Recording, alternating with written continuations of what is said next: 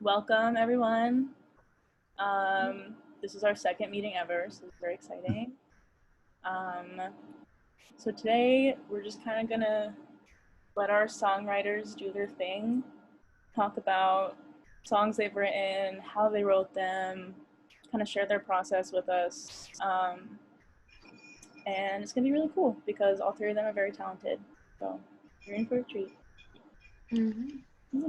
So I guess, Hunter, do you want to go first? Yeah, I guess I'll start. Okay. Do you need to share screen at all? What?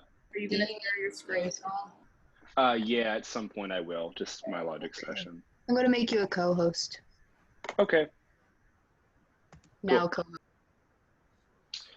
All right, I'm going to start my timer.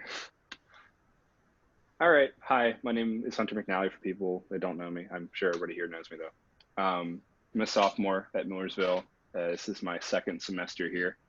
I started writing music, I want to say 3 years ago. I released my first song, which was just kind of somewhat of a ripoff of Valerie, but besides the point. It was a fun song and it kind of got me going to start writing an album. So I had released On My Own last month, which was my first ever album. And that was really exciting to work on that.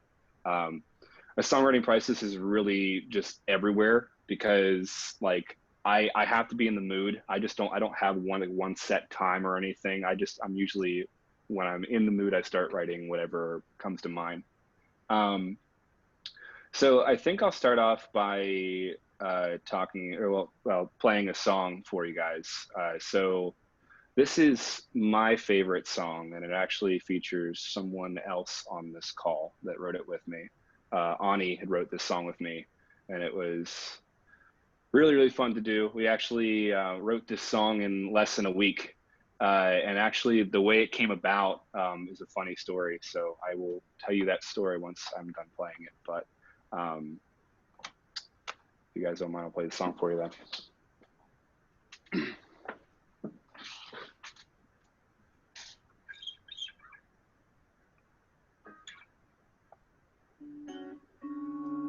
How's that level? Is that good? All right, this song's called Space. 2, 3, 4.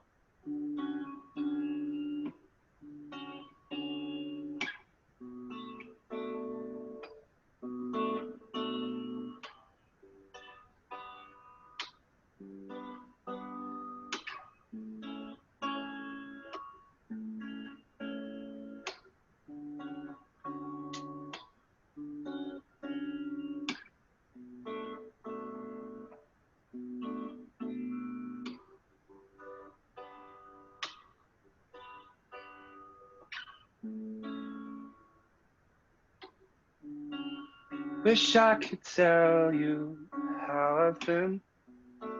Sometimes the world feels like it's caving in. Maybe someday I'll hear from you.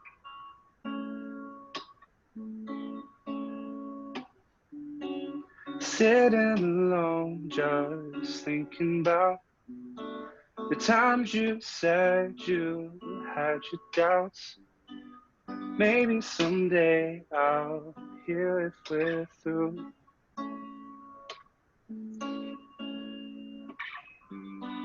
I'll give you your space, just take your time. I'll work on myself to redefine. If I was the one, would you let me know? If not, then I will let you go. But are we really done, though? Do do do do do do.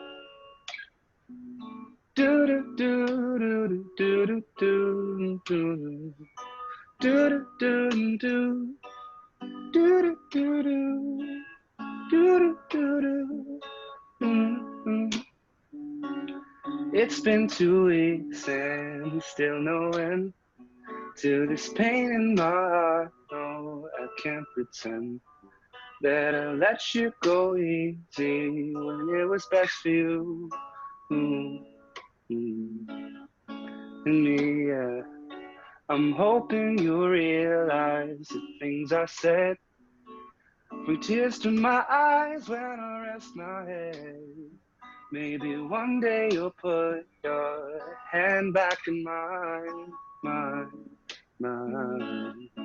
again, but I'll give you your space, just take your time. I'll work on myself to redefine. If I was the one, would you let me know? If not, then I will let you go. But are we really done, though? But are we really done, though?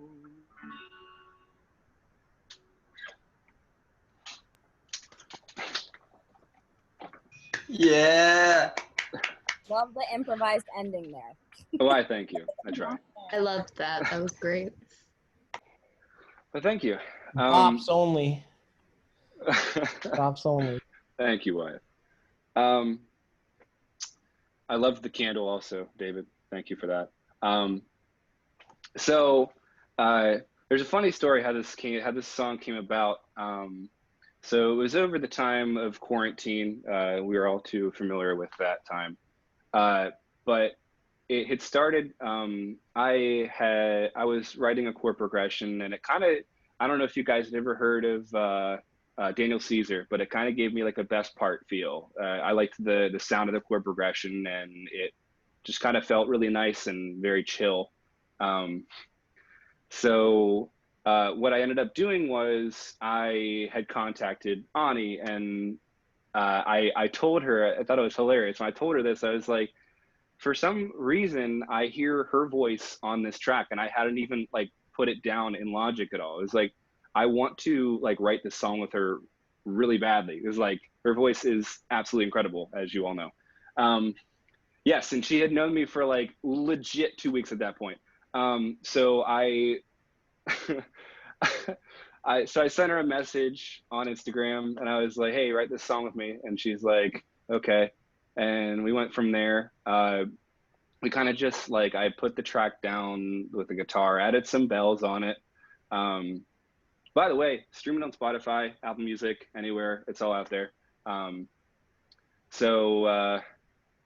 yeah, anyway, we had wrote this song in less than a week. We had just kind of sent voice parts back and forth. And that was really fun, you know, giving Ani a call and her telling me, no, I don't want that. No, I want that. No, I don't want that. And just like all these little voice parts. I just listened back to them, and I sent it off to my friend Josh Marzak. I'm sure several of you know him, to master the song because I am not well versed in. Ooh, that poster just went down. Anyway, but that's kind of how that song came about, and then I ended up putting it on my album because it fit the style of my album and what it was about. I tend to write my songs about relationships a lot because I just don't have any luck when it comes to that, unfortunately. But besides the point, yeah. So I had written some music over quarantine, just kind of bouncing around between. I had taught myself guitar, bass, piano, and drums over the past year and a half or so, just kind of teaching myself everything, and never really had proper vocal training until my first semester here with Reby, so that was fun. But when I started writing music, I model myself after Tame Impala very much. I am a huge fan of Tame Impala's music, and it's been a huge driving force for me as a songwriter to experiment with different sounds and stuff. Maybe I can pull up this Logic session, show you what I'm talking about. So I have a song out called Promises. It was a single I had released over quarantine. It's one of my favorite songs that I had done. Let me know if you guys can see.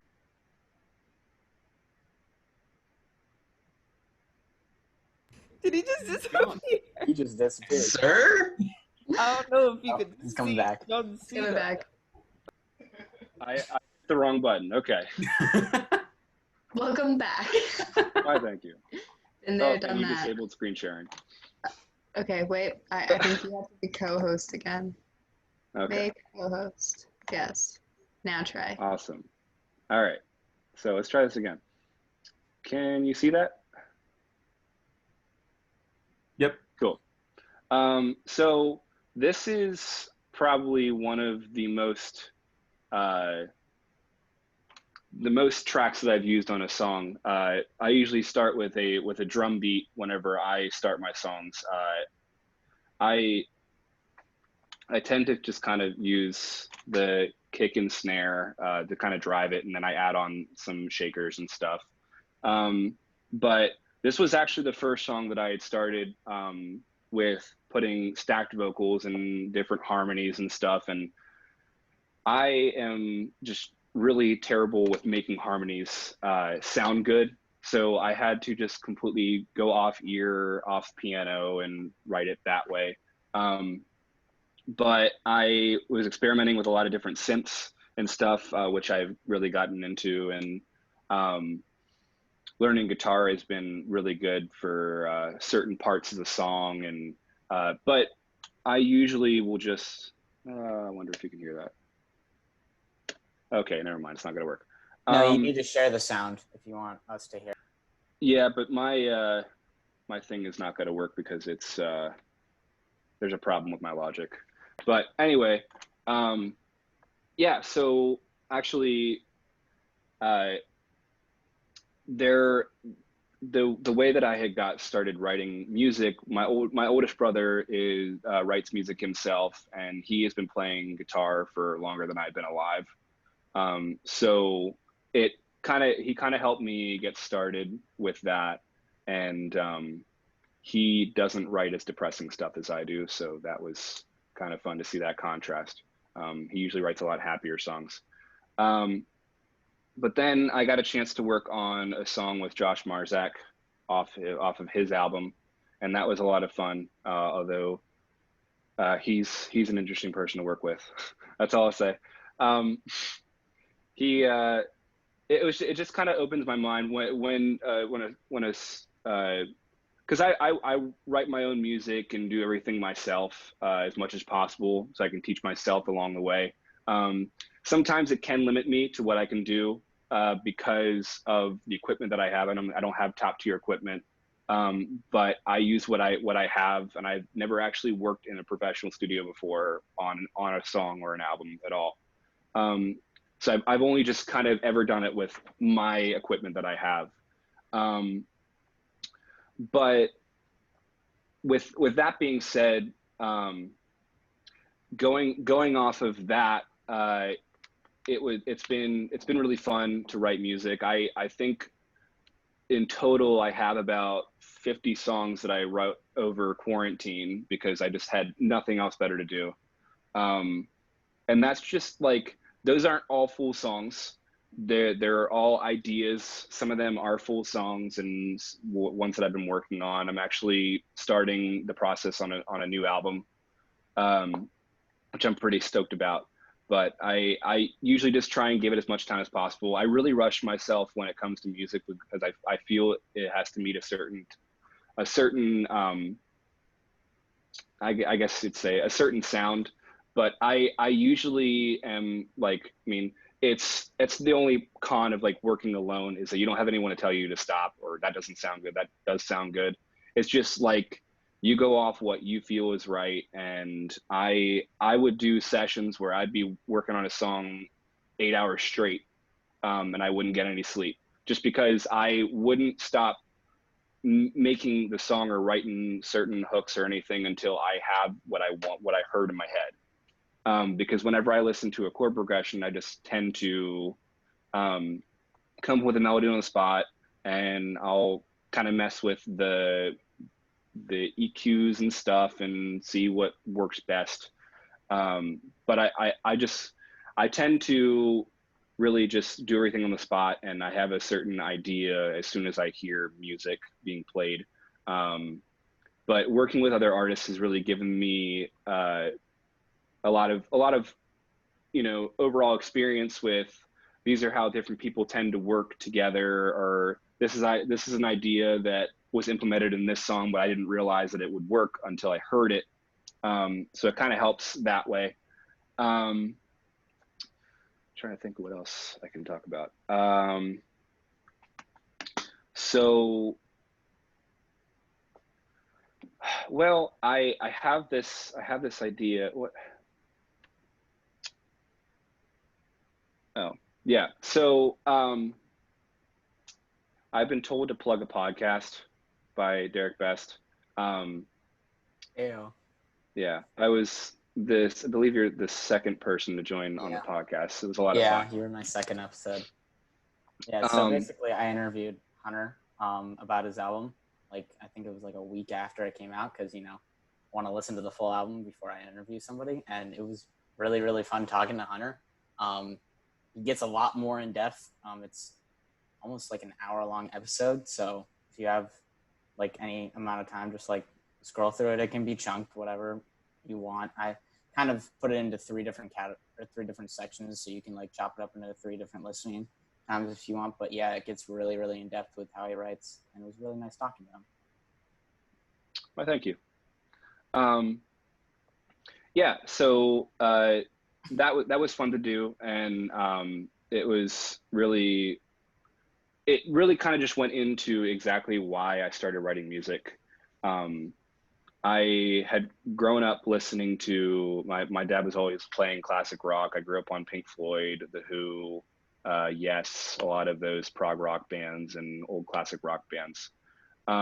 Although I never developed that sound, because I just kind of went off of like what's newer, what sounds fun.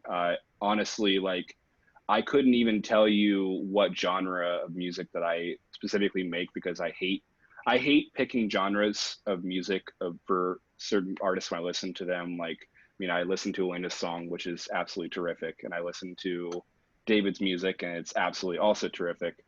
But I hate limiting genres to an artist, because it's not just that, oh, they're pop or they're alternative. It's like there's so many other influences that come in when you're writing music, and you could write a song that doesn't fit any artist that you've ever heard, or because it's a somewhat new sounding song. But it just keeps it kind of interesting. Like, oh, maybe it wouldn't be as crazy if we put a metal guitar on a pop beat or something like that. Something crazy like that. And sometimes it works. Like, if you guys have ever heard of Grandson, he does like a rock rap kind of thing, but he also does a lot of alternative stuff. It's really interesting what he does with his music. And I think it's really cool that I've got to work by myself on a lot of stuff, because it just gives me a lot more room to experiment with what I want to try, and not necessarily consulting other people in a band per se to gather thoughts. Although it's always great to talk to friends and other musicians, because there's an array of talented musicians that go to this school. So it's always good to get super cool input on a song or something like that. But I didn't want to think that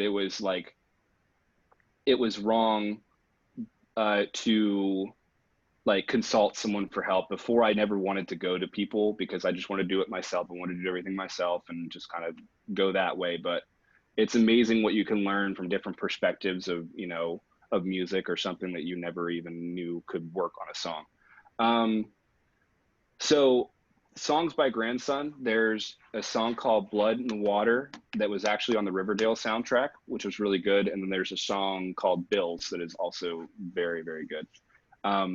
But like with influences and stuff, like Ex Ambassadors is a huge influence for me.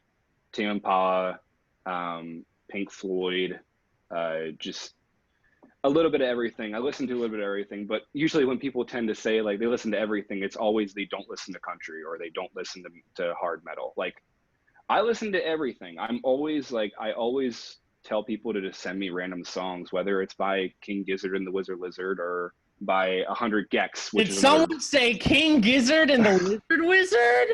Oh, yeah, baby. Yo, 100 gex though.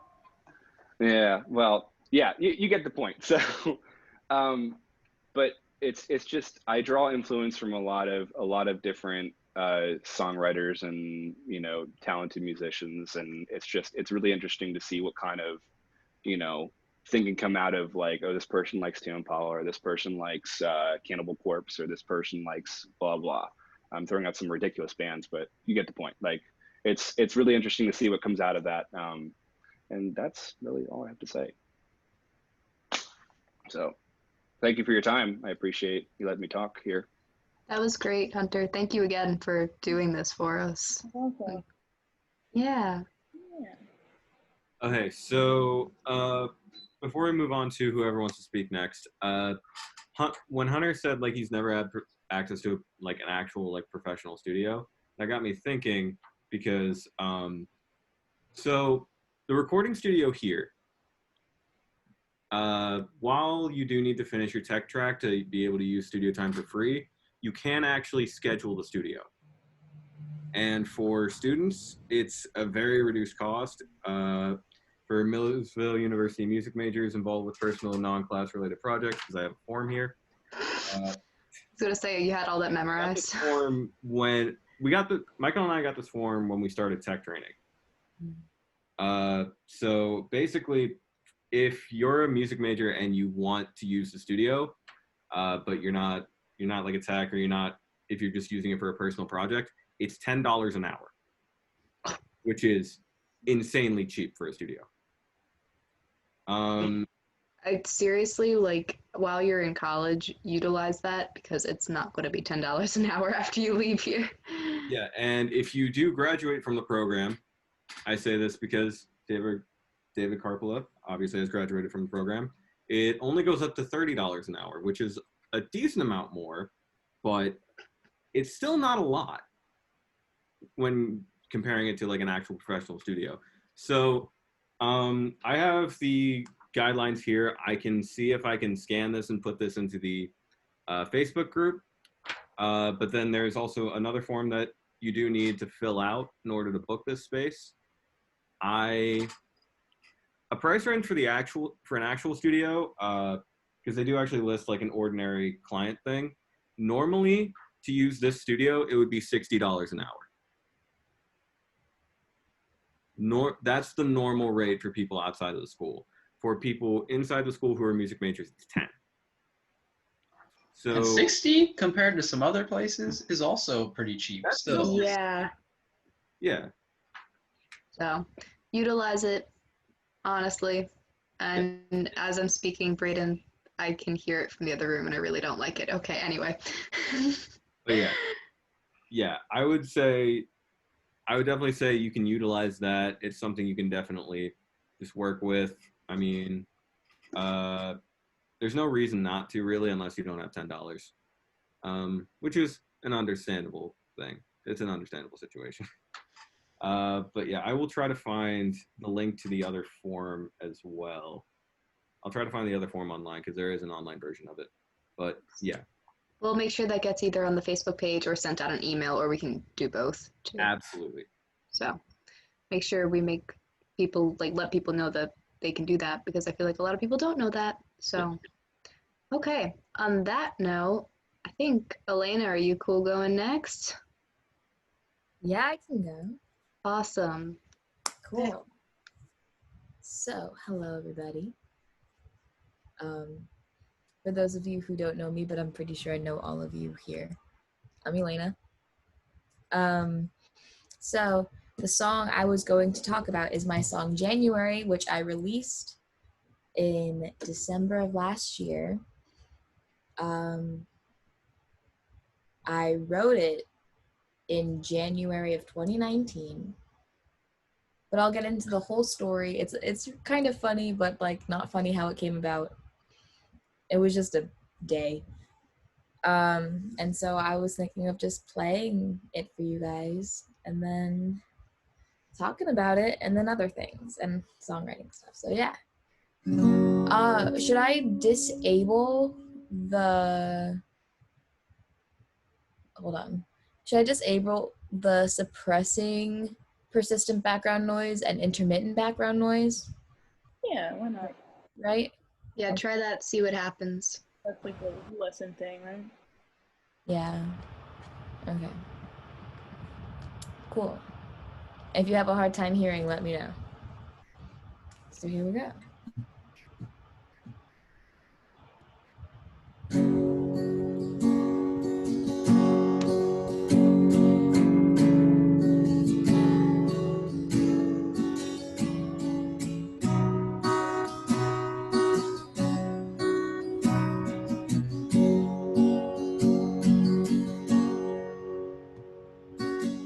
I see you, January,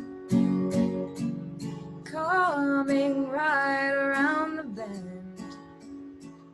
In the more daylight, so spend your nights crying.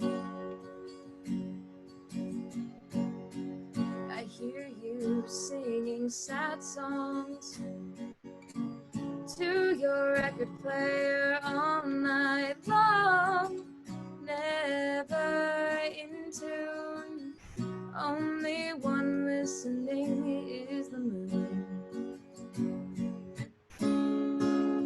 Keep your window wide open to let the cold seep in. Oh, January.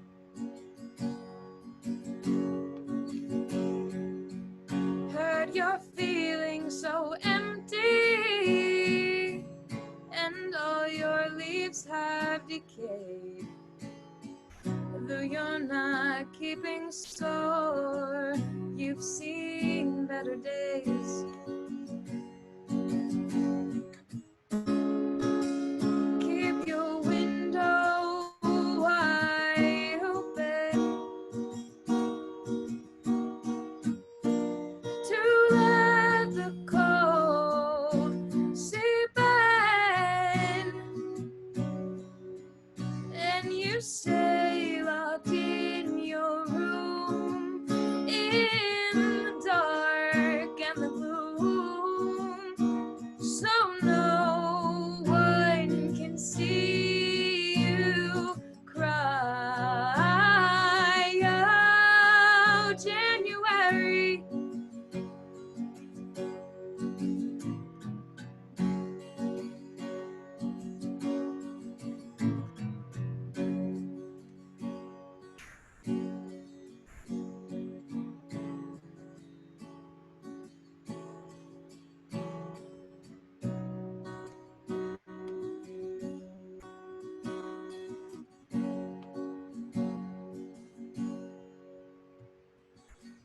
I see you, January. I once wore your shoes. You can learn how to change only if you choose to. Keep your window wide open to let the cold seep in. If you want to walk on your own path, it first has to be paved. Or in the cold, you'll be enslaved. Oh, January.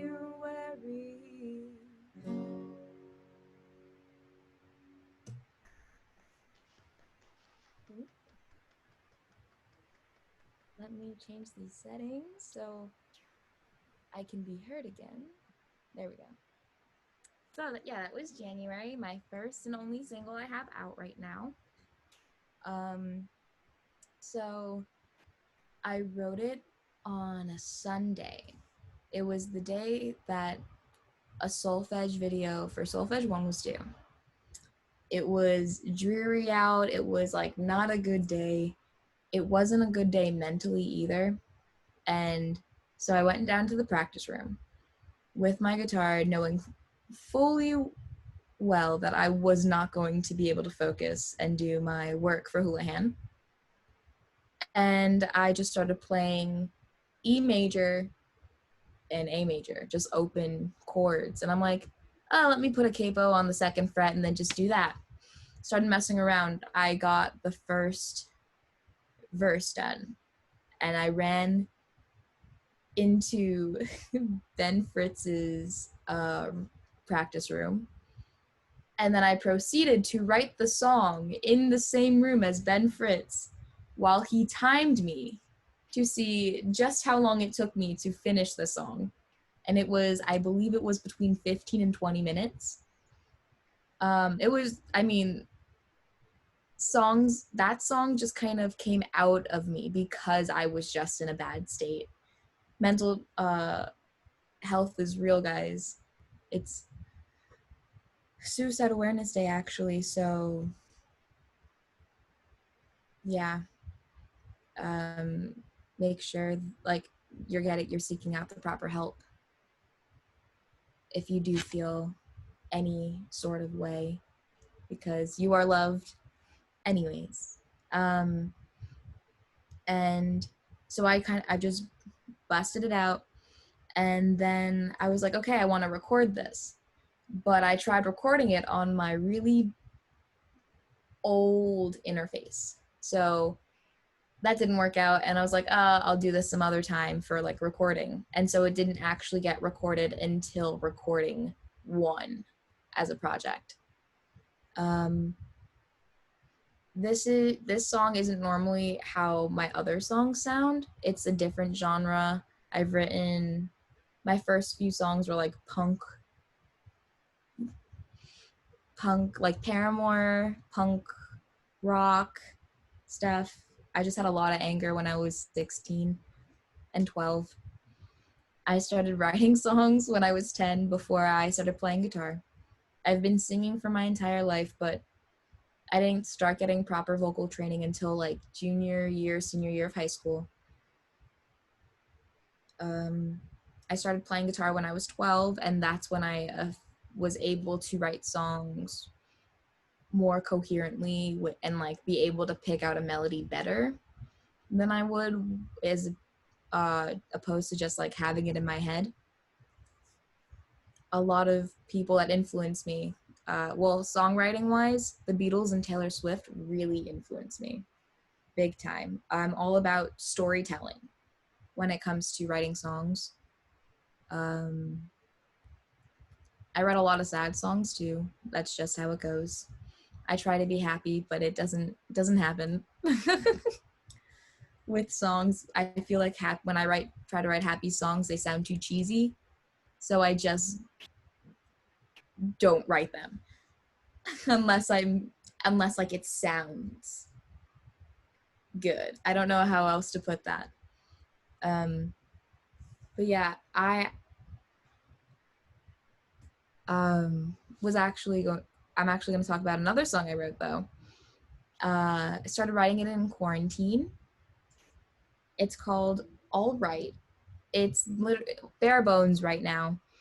But I want to talk about the writing process of this song because it is different than what I've done with any other of my songs, because usually I get either lyrics or a melody or just the chords. With this song, I was bored and I went on Logic and just started playing around with MIDI. Just went at it, and then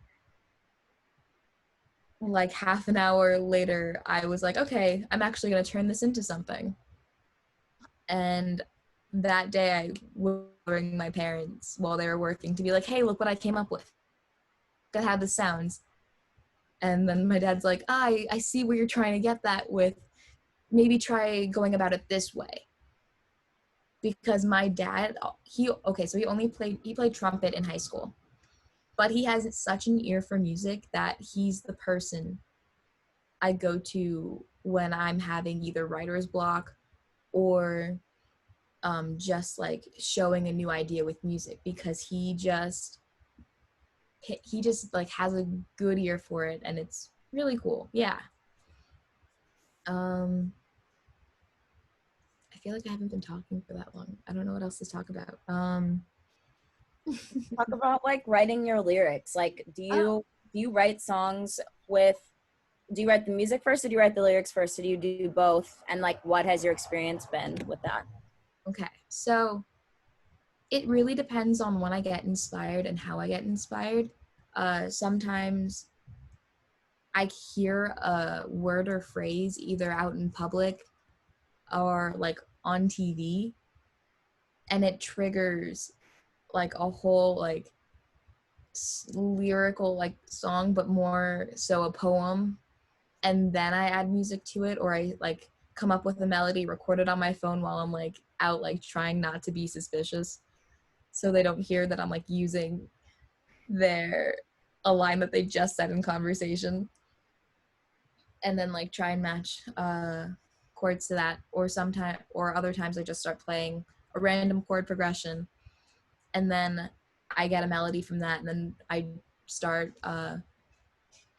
doing what Paul McCartney did when writing. What Paul McCartney does. One of the examples that he was like writing yesterday, and he would say, scrambled eggs. Oh, you have such lovely legs. Like I would put ridiculous words in the melody just as a placeholder until I get lyrics. And sometimes it just happens where I just get inspired. I'm like, okay, let me do chords and do lyrics at the same time. It just all really depends on when I get inspired. And going back to what I write about. So I've written about past heartbreaks, my own or from TV shows. Or like this one, I was just such an angry teenager that it was like, I don't even know. One was about, I didn't have the best friends in high school. So a few of them were about this one person who just like rubbed me the wrong way. But like it's just a whole story. I find it funny now, but like I don't want to bore you with the details of that. And now we're using that original song in Mobstrom as our original. And I was, because Professor Addix was just like, hey, you write songs, let's use an original because we need something for this contest. And I was like, okay, here's my submission from when I was trying to get into this school. But it's just different when writing alone and just being inspired, or as opposed to like being paired with someone with the agenda to write a song and then like having writer's block because you're uninspired. And yeah, sometimes it's just best to like write a silly song or keep writing a song that you don't think is going to go anywhere, because it just helps you as a writer creatively to like break through a block, because not all the songs that a person writes are going to be good. It just happens. And like sometimes they're good, sometimes they're okay. It just depends. I have a bunch of just okay and hardly passable songs, so none that I would ever show anybody. That's just me. But yeah, if there are any questions, I'll take. If not, I think Elaina, how often do you get inspired by like TV shows and stuff? Because you say that you write for your own, but then you write about characters in TV. So like, how does that happen? Okay, so I'll use, when I was binge watching One Tree Hill years ago, I'll use that as an example. So, I mean, I get inspired like probably once or twice a week from characters in TV shows, because like it just has to be like, it's a certain dynamic between characters. So in One Tree Hill, it was Haley Scott. Well, she became Haley Scott, but it was Haley and Nathan. and he like cheated on her, whatever. It was like the second episode. I'm sorry, I spoiled it.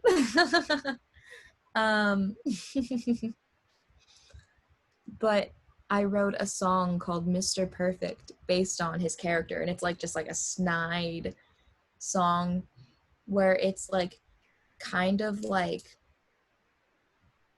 with the song sounds very happy, but with the lyrics it's just like biting and attacking this person's ego because they need to be brought down a few notches. And I'm actually planning on recording that and releasing it soon, so I'm trying to get my music out there more because I'm too self-conscious about it. So yeah. I'm excited for that to come out. You need to release more music because you're amazing and you should know that. So that's my input. Okay, are there any other questions for Elaina? Yes, I have a question. Okay. So when I'm writing songs, the biggest trouble for me is coming up with the lyrics that fit the I guess like the mood of the song that I'm writing. And sometimes I just don't really I can't really find that inspiration that makes me want to write for that song, even though I know that I want to finish that song, if I'm making sense. Oh, I'm yeah. just wondering where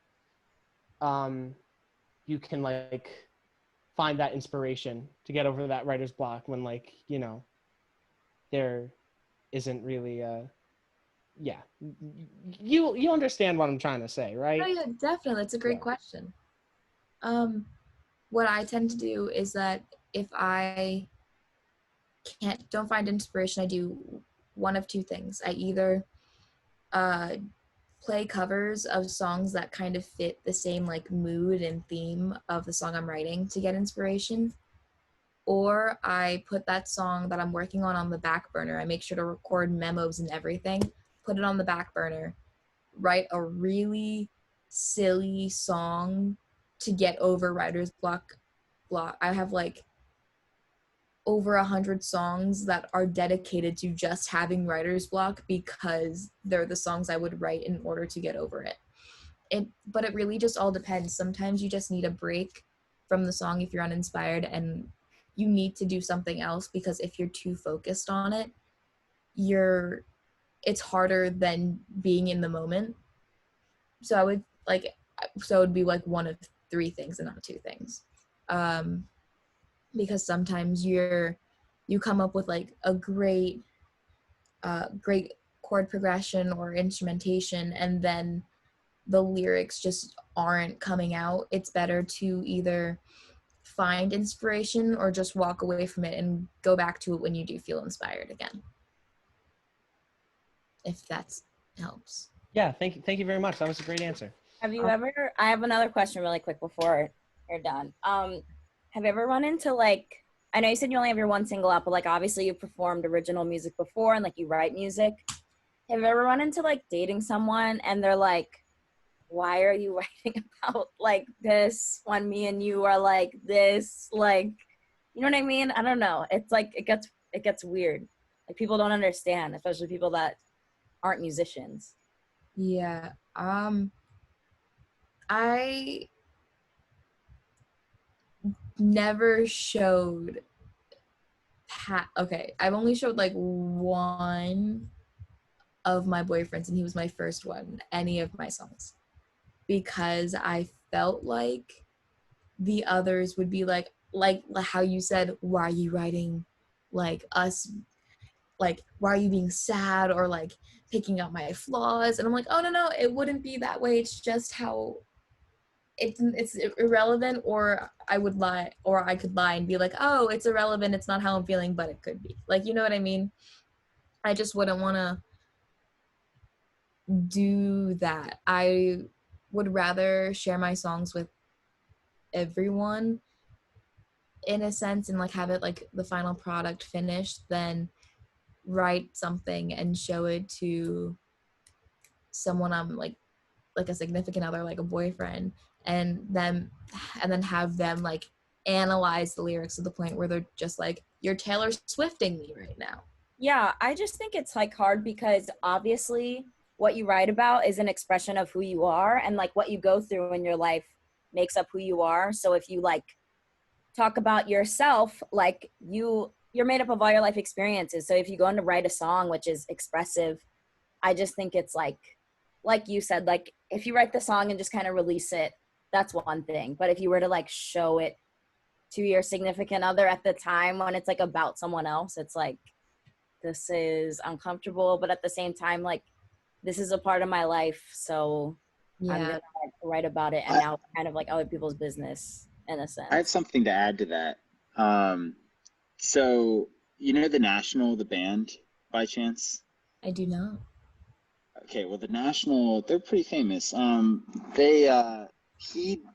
Beringer, I think his name is, he just says, you know, this is about my wife, this is about my band, and he gives it to them, and they're like, you know, deal with it. You know what I mean? This is what I'm going through, and it causes some problems, but it's also like, you know, just deal with it. And I think that's pretty. Pretty audacious. Yeah. Sorry, that just reminded me of that. Oh yeah, don't apologize. The National, you said? Yeah, they're one of my favorite bands. They did Bear Claws, right? Bear Claws.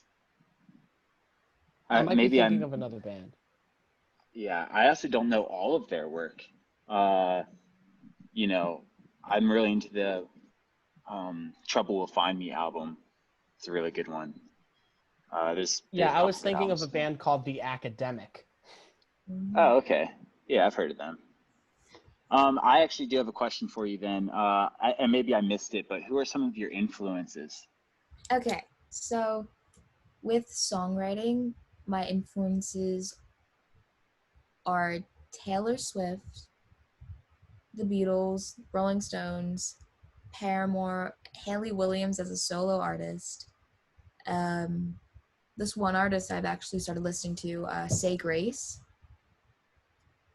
They're the main ones, but I get inspired by artists I hear like once that I can't remember who they are, like either at a live show or just on the radio or on a playlist.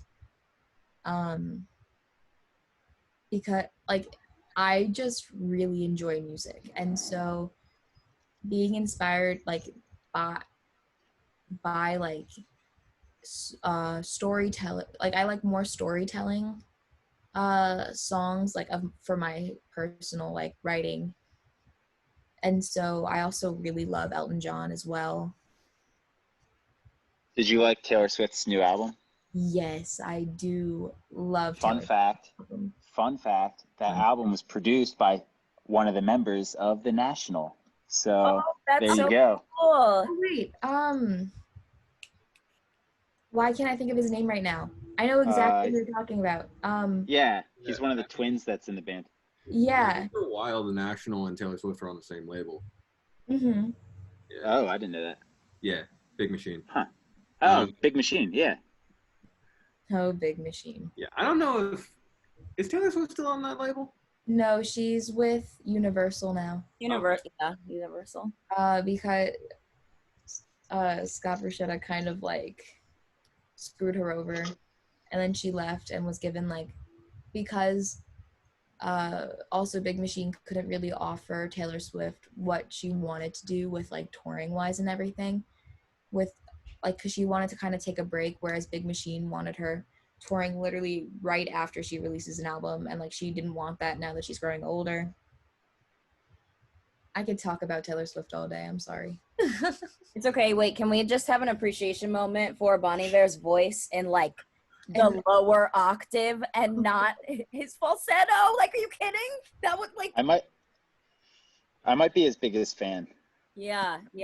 I'm the second then, because I love him so 'Cause much. I have no problems with his falsetto.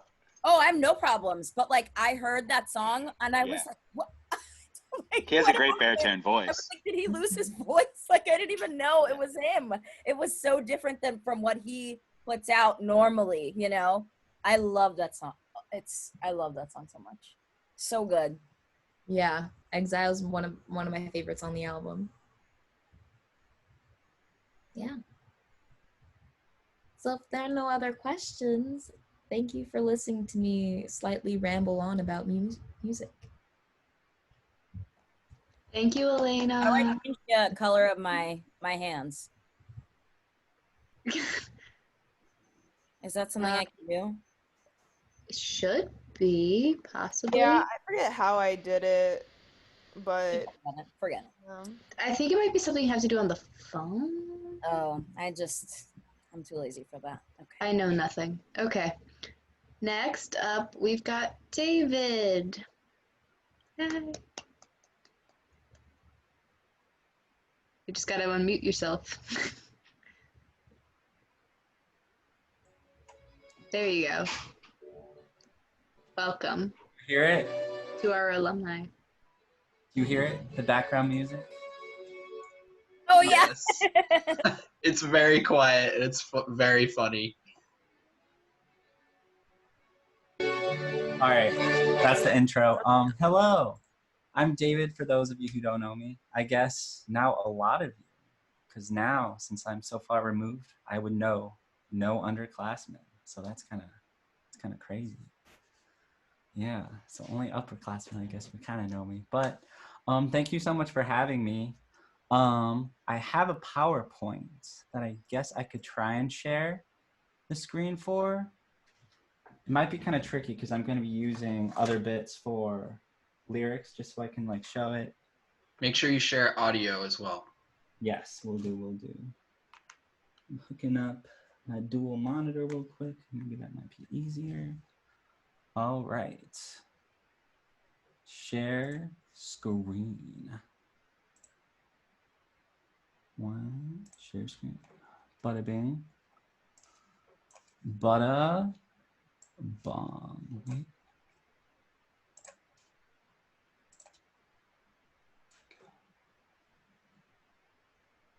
You got this. I think it's going. All right. Yeah, we've got it. Good job. There it is. You got this one? With the Songwriting 2020? yeah. Yes, Hell yeah. with ya boy. I was about to say that with the boy Dave. With your boy. All right. Present. Oh, lit. Okay, cool. All right. So I guess something that has helped me the most with literally like every song that I go with now, I'm like, why am I writing it? Why should this song actually exist? Because I feel like sometimes when I listen to music, I'm like, the song is fun, but like, what's the incentive? Even if, because there's a bunch of like fun bops, but there's still like meaning and purpose for it. And then there's just songs for the sake of a song, which is cool. But I've noticed that when like there's real heart and reason for it to exist, then the whole process is infinitely easier. Yeah, I think I covered that. So, but as there's, you know, plenty of people, there's so many different methods to go with too. And you should never get like boxed into a way. But I have like figured out some techniques that work really well for me personally. And it's like helped so much because like before I took songwriting in fall 18, I think I had only finished like 4 songs, like completely finished in addition to like the tons of like random stuff over the years. But since then, in like less than 2 years, now there's been more than 50 like new songs, like whether across individuals and co-writes. So as of now, none of them are released, but I'm excited for when they will be released. So 3 main techniques, I guess: keyword technique, some song maps, and sandbox technique. So keyword has been something that has helped me so much. A lot of times, like I don't really delve into the song writing and like lyrics writing until I get like, ooh, a fun keyword of a song or something that'll give me incentive to keep writing and relate back to that whole theme. Cause like, I feel like general public pretty like They like simple things, simple songs, and something that's like something easy to latch onto. I think it's song examples. I guess I'll play a little bit of one of them. I'll do two actually. Do you hear the piano? Okay. Yes. So here is, I'll do the verse one and chorus one of Fool.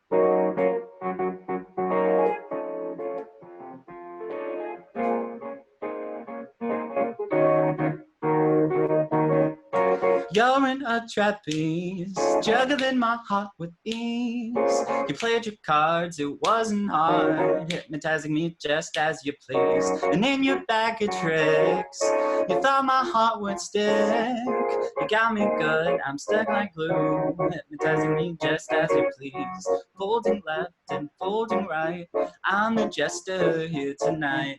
Tell the king I have no clue, just because, yeah, I'm a fool for you. You tap my heart in two, I don't know what to do. Cause I'm better without you, babe, I'm a fool for you. You tap my heart in two, I don't know what to do. Cause I'm better without you, baby. So with that, there's a bunch of like, I tried to pack as many just like random like, ooh, fool things, jester things, cards, like, you know, vibes like that.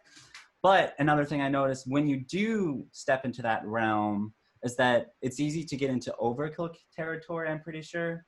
So I made a point for the chorus, once it goes like, I'm a fool for you, you tear my heart in two, I don't know what to do, ooh, cause am I better without you, baby? There's not as many like puns and just like words like that, but it's sort of like makes it more real and just like, what am I actually trying to say besides like the fun lyricism of it? Because you don't want to get into overkill territory, and it still should be, you know, meaningful, but it should still relate to all of the words and all the fun themes that you put in before. And then, ooh, so referencing things I've noticed kind of makes the process more fun.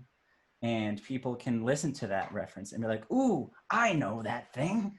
And then they'll feel like smart and they're like, oh, that's so neat. Like when Cardi B referenced the dangly thing in the back of the throat, like everybody knows what that. It's not like a reference, but like it's something. So I'm gonna play a beginning of a song called You Melt Me. All right. Somebody call up Sean Paul, cause this temperature won't fall. It just keeps on rising, it won't stop climbing. I guess this heat is giving its all. And where it's coming from, oh no, babe, I think you know why my heart sizzles more than just a little, and why for you I fall. I guess I better put on my shades, cause it's getting hotter than Hades. This mercury's been climbing for days. Cause baby, you melt me like a ray of gold sunshine. The temperature's rising and it makes me come alive. Cause baby, you melt me like a love. I haven't played this in a while, crap. Baby, you melt me with a love that tastes so sweet. You entered an ice age and you made me feel that heat. So like, I threw in some Sean Paul. Oh, thank you. And like some temperature, just, I don't know. I don't think really anyone else has heard that, but fun things like that make the process more fun. And I just try and keep it all related to like those keywords, but just having it still be real. Cause like, you know, you melt me, like, and all this stuff. Like you make me feel all those ways with some fun other things. What else did I write? And then knowing like when a keyword like doesn't hit is also very important. Cause there's definitely some times where I like finish writing like a chorus and finish writing a verse. And I'm just like, dang, that is just way too fucking much. So be aware of that too. And something else that has really helped me with songwriting, especially in the past year, is like having an idea for every segment of the song before completely immersing yourself into it. Cause like, oh, this is the chorus for You Melt Me. Like, oh, basically, yeah, you're hot, you melt me, I'm become a puddle. You ended an ice age, made me feel that heat type beat. And then you can just really dive into some of like those fun things with the verse, and you can just let loose in all of those aspects. And then figure out what needs to give emphasis. Yeah, so the chorus can hit even harder. What kind of intro? Where would one give us a setup? Oh yeah, and just especially when writing like verse 1, I've noticed I feel like I usually write verse 1 close to the end a lot of the times. Like it's chorus, and then I'm getting like the feel of the chorus into the verse. So then verse 2 typically happens right after that. And then I backtrack sometimes to verse 1 just to like, then I have a clearer idea of what needs to start the whole idea, since the main parts are there. And I was like, oh, how should this begin? Aha, a Sean Paul reference, sure, or whatever. And just like those hooks and things like that really help lyrically and melodically. I guess the bridge is typically the last thing I write, because you put all this stuff out there in the verse and chorus and you're like, oh crap, there's still more things that I want to say or more ideas that I just wasn't able to fit in. So lucky for you, there's another part of the song left and you can just stick it right in. Typically when verse, yeah, things buzzing around. Yeah, perfect spot to put those last words in to change it up, especially if like the whole song was like a little bit repetitive. You can really like slow it down, have a breakdown, and just keep it, you know, a new journey. Rhyming is a big thing for me. I've noticed that most of my songs usually have some kind of scheme going on. So I guess like the letter stuff is not chord related, as you may have been. It's just like, I should have put some songs in. So like A would be like, you have a phrase like line, line, line, line. Last word of that rhymes with like ein. Another one, da, da, da, da, ein. And then different rhyme scheme with B, and then coming full circle again back to A, or just back and forth with A and B. And then another fun one that I've really started getting into is the AAB, CCB, where you have like two main phrases, two quicker lines that end with the A, and then a more of a hooky one for B that's a little more catchy, and then going back to the same rhythmic pattern of the A, but instead have a different rhyme with the C, and then coming full circle again with the B, if that makes sense. Continuing with the if that makes sense trend. Because then it's like constant patterns, constant fun, nothing's like completely thrown off guard, but there's still new changes happening and all of that. And AB again for some reason apparently too. Maybe I forgot about it, huh? And recognizing when no rhymes could work too, because there's overkill with literally every aspect of a song. And when to do like fake rhymes. So I put show waking up chorus. This was a new song written a few weeks ago. This one's pretty emo, but the chorus is, I swear you'll get out of here. I can tell you that the light is here, and you will be waking up, waking out of the dark. You're not running out of time. There's so much more left to go, and you'll be waking up, waking out of the dark. So those two main phrases there, like I swear you get out of here, I can tell you that the light is near, since it was kind of like a heavier topic there. I was like, the clincher does not need to rhyme. It's just straight up, you'll be waking up, awake out of the dark, cut to the chase, no need for cheesy rhymes, just trying to keep it real. Let's see, Sandbox. This has been a different thing for me, because usually when I go into writing a song, I'm like, all right, this is the name of the song, and then everything else will like go around that. But this is sort of just like, you're feeling really inspired, you have like all these thoughts buzzing around your head, you just need to go. Just literally write any line, any melody that comes to mind, write as many words and phrases as you can, especially when you do have that inspiration burst, because sometimes it is harder to come back to it. But if you come back to like a bunch of lines and like voice memos of this like really like inspired burst and of just all this vomit, then it's easy to pick like, oh, that line's better than this one. Or you could like mix and match some of the phrases and all of that sometimes. And then these usually start with the verses first for me, and then the choruses kind of happen instead of having. Waking Up was a song that started like that, the one that I just showed. So like the whole Waking Up theme kind of happened after I wrote the verse and chorus. It was like, oh, that'll just be the name of the song. So definitely don't restrict yourself to a certain way of writing. Just being aware of different techniques can help so much. Let's see what I have next. Co-writing. So I'm in a band, No Bad Days. I also write a lot of my own music. None of yet has been released. And I also have collabed a lot with Estelle in the past year, which I'm really excited for. And I guess having had experience also in songwriting class and like myself, something that helps a lot is having like clear defined roles when going into the process. Like a big part of that is like, let's say there's people creating from the first thought of the song versus somebody bringing something to the table and like continuing it. Because when you're, let's say two people are writing together, you can like powwow, pregame on music and just like really get into the exact same headspace.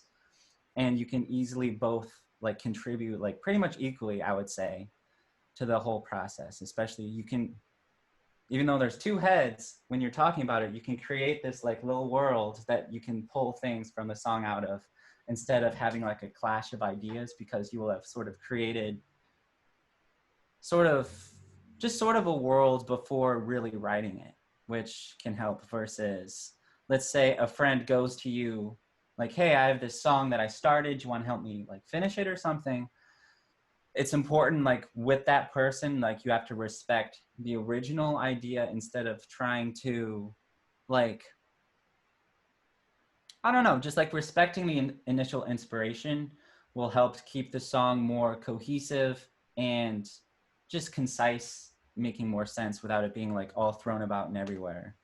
And just getting to the same page essentially, no matter how it started, helps so much. Then it's so much easier and it's so much less stressful and just more fun when you're just on the same plane and know exactly what everyone's goals are.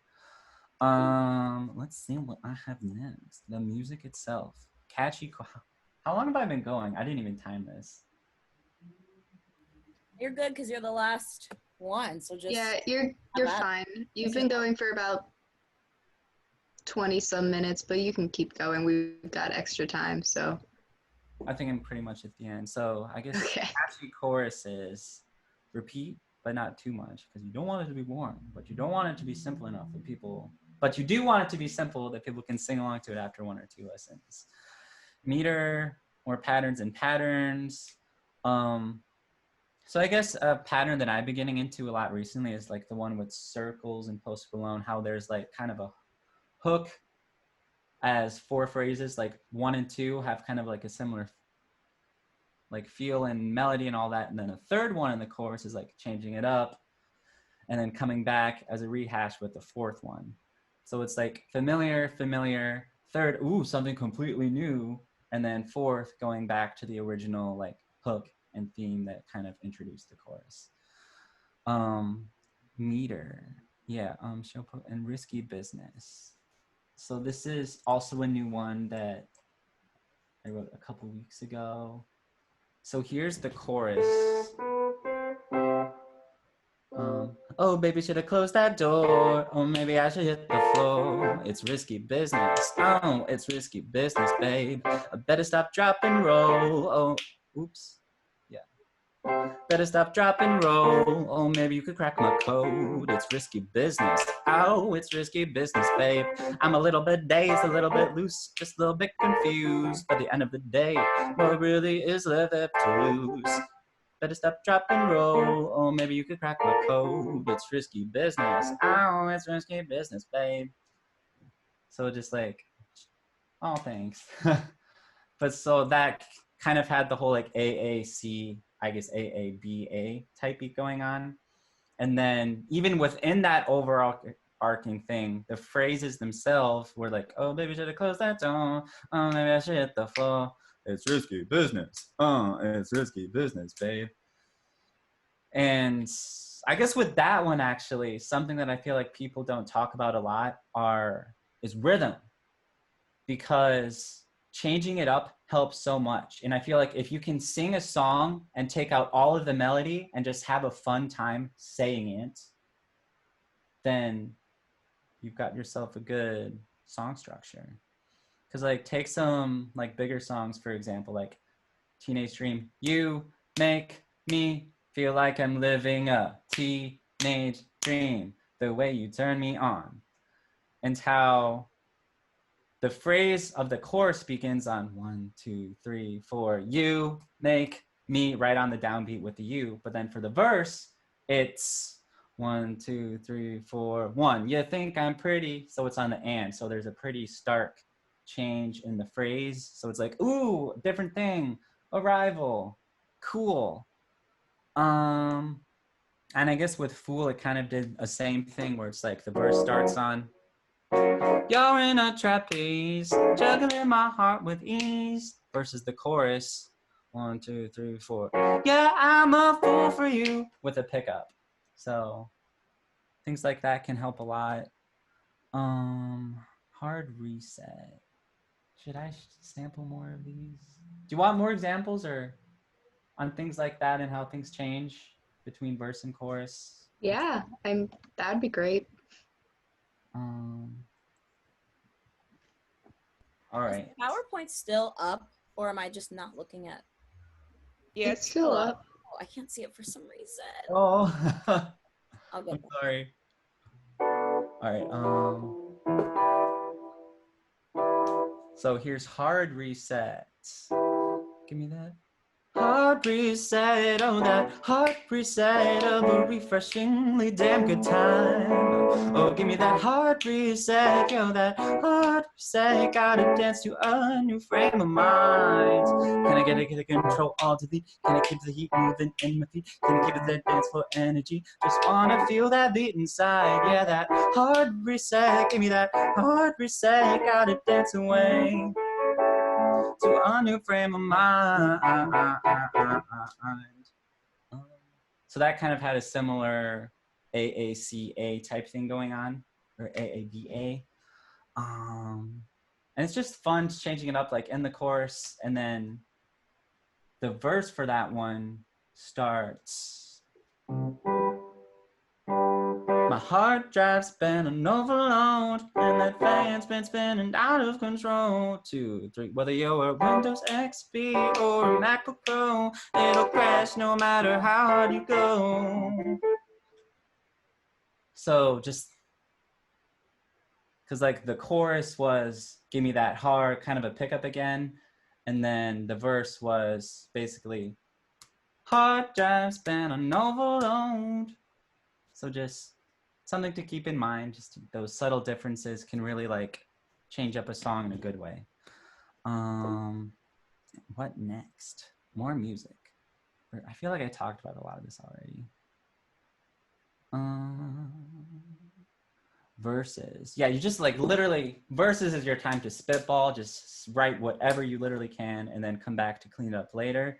And you will get like some of the most like perfect phrases after the initial vomit. Feel it. It's okay to sing nonsense. Like if you got a really good melody, just fill in those blanks later and you'll find it, whether it be an hour later or days later or even a week later if you come back to it. Something that I've also started doing with my music and some with Estelle. Oh, something new. Overlap. Bridge and outro connections. So like in a song me and Estelle have, it's called Make a Move. And when the bridge happens, there's some overlap stuff going on since there's two voices. Oh crap, I didn't practice playing that one. I haven't played that in months. Maybe I won't sing it. Hang on, let me actually pull up the lyrics and it might come back to me. Sorry about this. Make a move, make a move.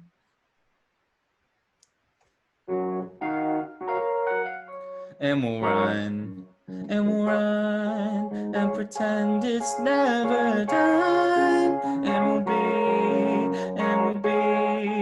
in a state of ecstasy. And the clock is always ticking, your heart's so keep on clicking, your memories will be sticking. It's you that I'll be picking. Except that quicker part would then be happening at the same time as the more legato lines, and it doesn't really like clash, and is weird because the A line is more long and legato, and the second one is more quick and rhythmic, so they don't necessarily clash. And figuring out cool ways to kind of layer those things, especially for grand finales, can be so much fun. Let's see what else we got.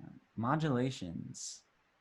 Ooh, all right. So as you probably know, if you turn on pop radio, there's a bunch of like simple chord progressions, but all it can take is like one simple change to make that simple chord progression something that makes people go, ooh, that was cool. That was refreshing. That was neat. Or just things like that. And one of my favorite examples of that is in the chorus of Bad Romance, where she goes, I want your love and I want your revenge. You and me could write a bad romance. Oh, I want your love and all your love is revenge. You and me. She did that so to C type beat, and it just like, oh, it hits every time. You and me could write a bad romance. Oh, yeah, and simple things like that I love, which I did with Fool in the pre-chorus, kind of, yeah. Teenage Dream, amounts of hits, I covered that. Houdini dominant in chorus. Ooh, another song. The chord progression is like Houdini on the dance floor, Houdini on the dance floor. And then this chord is essentially just a B minor, but with that added A flat on top, which makes it gritty and suspenseful before the resolution. So together it's like Houdini on the dance floor, Houdini on the dance floor. Give it up for the magic man, what you got in store? It's Houdini on the dance floor, Houdini on the dance floor.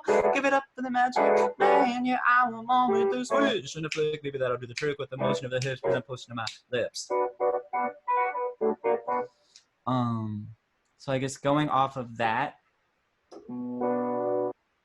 with the accidentals and how, ooh, phrase changing. If you have like a similar phrase, the next time you repeat it, you can have a slight variation. Where with that, the first time was Houdini on the dance floor, Houdini on the dance floor. Then when it came around and repeated the phrase, it was Houdini on the dance floor, Houdini on the dance floor. So it's still essentially the same idea and the same words, but the slight variation could be possibly just enough to keep people interested and not get bored with it. Can I just add to that really quick, David? I am like a sucker for that kind of thing. I will like I like to listen to a lot of singer-songwriter stuff. So just people just playing, and it's like a piano and maybe some like cymbals in the back. And like, if, you know, a guitar chord is changed or like they sing a word different the second time through the chorus, I just like, it makes me so happy because I'm like, we're moving through the song. It's just big. It's a change. Then like, it makes you pay attention more. So I've definitely noticed that in music. It's awesome. Yeah. And even just like how you say something like you're going, because Mr. Brightside, one of the biggest songs the past like 20 years, verse 1 is the same as verse 2, but he says doing just fine a little more aggressively the second time, but it's enough. Yes, and then live, it's like this like. Yeah. Just fine. Actually. But yeah, I guess I'm getting to the end. And something just to keep in mind is that when you songwrite, you're creating something that's like kind of part of you and you're putting into the world, and like there's nothing else that existed like it beforehand. So anything that you hear and you're like, damn, I wish it was this, or I wish a song could exist that sounds like this and had these elements, you can do that. You can create the song that you want to hear in the world. And I know if you put your hearts to it, you can get that nitty gritty songwriting, spiffy stuff going on, you know? Just some hard work and perseverance and trucking at it. Ooh, I guess another thing. Last month, I did sort of like a songwriting challenge where I tried to write a new song a day and just try and finish the whole thing for 10 days in a row. And it honestly went really well. But the thing is to keep in mind, for some of those days, I literally was like sitting in front of the piano for like, I think the longest was just like 2 hours before literally coming up with any melody or any lyrics or idea. Because sometimes if you don't have the inspiration and you have that writer's block, which is completely normal, being able to just sit there and just like zen out for even a good chunk of time can be enough to have that inspiration. And so if you sit down at a piano even for like 10 or 15 minutes and you're like, damn, nothing's happening. And if you have the time, of course, if you're, busy and whatnot and have other shit to do, all means do the other shit. But sometimes you just might get a really good idea if you just like truck it out and just be in like complete zen mode, actively kind of thinking of ideas instead of just shrugging off, oh, I don't have inspiration now. Because if this is something that you want to do regularly and have it be part of like your career, you can't have inspiration excuses. That's all the time, at least. Like you have to be able to like kind of fight through that and make songs happen. But yeah, good luck and thank you so much for having me, MMP. It was good to be back. Woo! Yay! Thank you so much, David. Now, we have a little bit of time. Does anybody have any questions for David?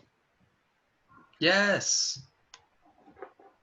I have a general question for David or Elaina or Hunter. What's one thing that you do differently with your songwriting now than you did when you first started writing songs?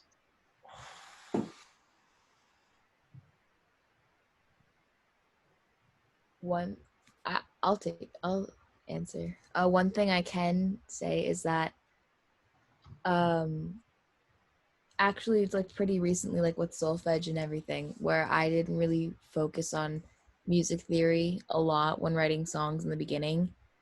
I mean, I don't focus on it, I don't make it like a habit now, but it makes songwriting more fun with like the different chords when like paying attention more to music theory.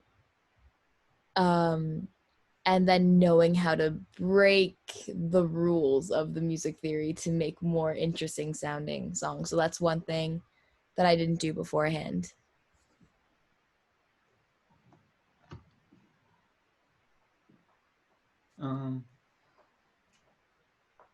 Something that's different that I do. I definitely did not do like song maps beforehand. And now like typically I have like an outline and I know the gist of what I want to say in verse 1 and the chorus and verse 2 and the bridge. Instead of having it just be a blank map, it can be a blank board with some points that I know I need to cover. And then it's a lot easier to have fun with the actual specific lyrics. And I know beforehand I didn't do that. And now I've been writing a lot more, so it did help. Right. I feel like when I write songs, it's just like blank canvas, like I have no plan. Yeah. And most of the time I get like halfway done the song and then I stop and it's like, that's it. I never come back to it again. Yeah, it's hard. Yeah, I was going to say, I relate to that a lot because I'm like an emotional writer. So something will happen and I'll like start writing and I'll write maybe like half the song. And then the next day I'm like, I never want to feel how I felt writing that song. And then I just like don't go back to it. So I have like all these half written songs and I'm like scared to explore because I don't want to like be in the place that I was when I wrote it. Yeah. I agree with you, Ani. That happens to me a lot too. I Hunter definitely felt that because I have like a little notebook and I've written, it was kind of like a song map thing. Like I just wrote words down. I thought of like a title and then I wrote words down, like whatever I was feeling. But I haven't gone back to that for like 2 months now. Man. And that's why the vomit thing works so much, especially for emotional things like that. Because I know sometimes like when I'm going like ham, I don't want to go back to that headspace. But in order to finish the song, if I have plenty of like mumbo jumbo that was just like scratch from the initial burst, then you can kind of tame that without having to go back to the same, what could have been, not friendly headspace, while still having the material needed to finish the song. Awesome. Hunter, did you have something to say with that too? Yeah, I used to just kind of write off of I would just write off of certain experience. Like I'd make up a story. Like storytelling was a big thing for me. But when I started writing about like actual real life occurrences and stuff that was going on in my life, like over quarantine, I wrote a song called "Will 2021 Arrive," which is just that was the mood. Like I was like I'm just kind of fed up with, when's this year gonna be over? But like I don't know, I just kind of take off of certain experiences, and like I had covered in mine was like past relationships, which it just tends to get just worse and worse. And there's plenty of stuff to write about there, about just certain people. Although sometimes it's not necessarily fun writing about certain people, because then when you put it out there, some people can tell it's about them. But just kind of go with it. Sweet.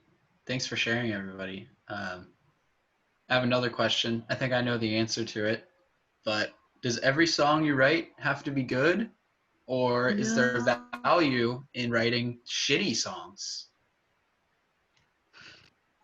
So much value in shit. Because it gets those kinks out. And it's an experience to be reckoned with. If it's real and if it's fun, because as long as you're enjoying it, doesn't have to be good. Yeah, I agree. And I think one thing that like I see a lot in like the Berks County music scene anyway, from like where I'm from, is like people will release a song or like an EP or an album or whatever, and then a few years later maybe they'll write, I don't want to say something better, but they definitely grown as a musician as they would if they kept up with their musicianship. And then they're like, oh, I'm taking that down. I'm taking it off of Spotify. And I'm like, this is your growth as an artist. Plus, like, what you posted might not be bad. It's just different. And, like, you weren't capable of doing the things you're doing now, you know? Mm-hmm. Like, I don't know. I think there's so much value in just where we're at right now. And then going forward, we should be able to look back on that and, like, wow, I grew so much. Not like, that's horrible. I disassociate, you know? I feel that way about music I've put out in like high school. I just listen to it and I cringe because the production's so bad. That's different. But like the music itself, I'm saying, like, right. It's a song. It's a cohesive song. So I think I can definitely relate to that. I'm sure everyone else can. I completely agree with just like writing a song because you felt like it, just like because I write a lot of alternative and like certain kind of stuff like that, but I decided that I wanted to make like a heavy metal song, and it just was the worst thing ever, but it was amazing. So yeah, I think that like you can be so eager with wanting to make and release music, and there's this quote that actually originates from the Bible, but it's quick to listen, slow to speak. And for music, I always think like quick to write, slow to release, like really work on the production, really work, you know, like just because you're excited about a song, like that's great, but like keep that same energy for 2 months until that song is like ready to release. Like mix it well, you know? But yeah, so thank you everyone who came to speak and for coming to the meeting. We will be posting, well, I'll be sending out an email early next week about our next meeting, which should be next week. We should be going weekly now. I don't know, anything else for anybody to say? So, also make sure you let people know to come to the meetings and stuff. And if you haven't joined the Get Involved, join the Get Involved. And yeah, follow us on social media and all that stuff. And we'll be doing more stuff. And David, drop the link. Awesome. Perfect. Thank you for coming. Okay, yeah, thank everyone. you. It's really awesome. I posted about it on social media, so go look at that. This is really awesome. David, Elaina. Oh, go ahead. Just David, Elaina, Hunter, thank you all so much for volunteering to do this. You all did such a great job, and it was really illuminating and cool to see all your different perspectives on songwriting, and it was really awesome. Yeah, it's so cool that like you guys are willing to share. A lot of people are like, they don't share their secrets. They don't share it with us, so this is neat. More than happy to share my secrets with everyone. Well, thank you, everybody. I will, I guess, end the meeting now. So I'll see you guys all next week.